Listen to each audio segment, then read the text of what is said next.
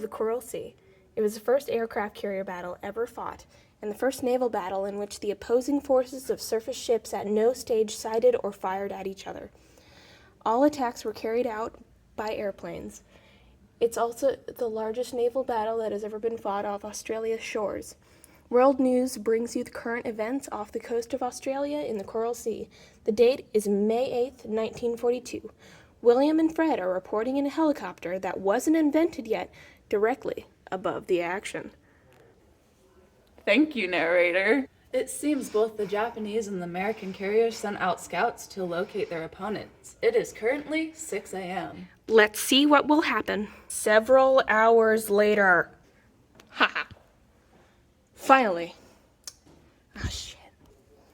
Okay, nothing has happened so far. Just people flying around. Actually, Fred, it looks as though the scouts are getting close to their enemy carriers. Oh, sound the alarms. The fighting begins. Finally. It seems as though the bomber and torpedo planes are hitting hard on both sides. The Japanese carrier Shokaku has been hit. Oh no! These attacks have left Shokaku unable to launch planes, and she seems to be leaving the area to return to Japan for repairs. The Japanese have now struck the American carrier shortly after 11 in a fast and violent action, scored with torpedoes on the Lexington and with bombs on both carriers. This battle has raged for about an hour now, and the Lexington seems to have shrugged off her damages. But the situation seems to have deteriorated as fires spread throughout the ship. Oh no! She's being abandoned, it seems. Yorktown was also badly damaged by a bomb, and several near misses, but it still remains in operational condition. With ships down on each side, the battle seems to be at a crossroads. Breaking news, we have just received that earlier. Rear Admiral Frank J. Fletcher turned over tactical command to Rear Admiral Aubrey W. Finch, who has more aircraft carriers experience around 9 a.m. this morning.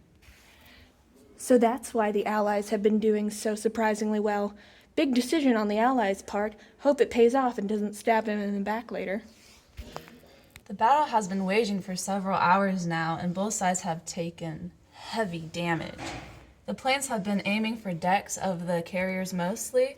The rest of the time they are aiming for the sides, probably with the objective to capsize. Well, William, looking at the results so far, the Allies definitely have it in the bag in terms of strategic prowess. But Japan seems to be taking out more ships. The outcome seems to be close, though. Actually, it seems that the battle has come to a halt. It's the end of the day and both sides have retired from the immediate battle area. It seems that they are both backing off. The Japanese are backing off from losses. Doesn't that mean that the Allies have secured the Pacific theater? Not necessarily, but this has greatly affected the outcomes of any future naval battles for the Japanese. I mean, they are down more than a third of their total navy. Regardless, this battle can definitely be considered a turning point in the fight against the Axis powers. And to think this is the first naval battle in which the ships didn't actually see each other? Reporting tires me out. Absolutely. Now, all this reporting has tired me out.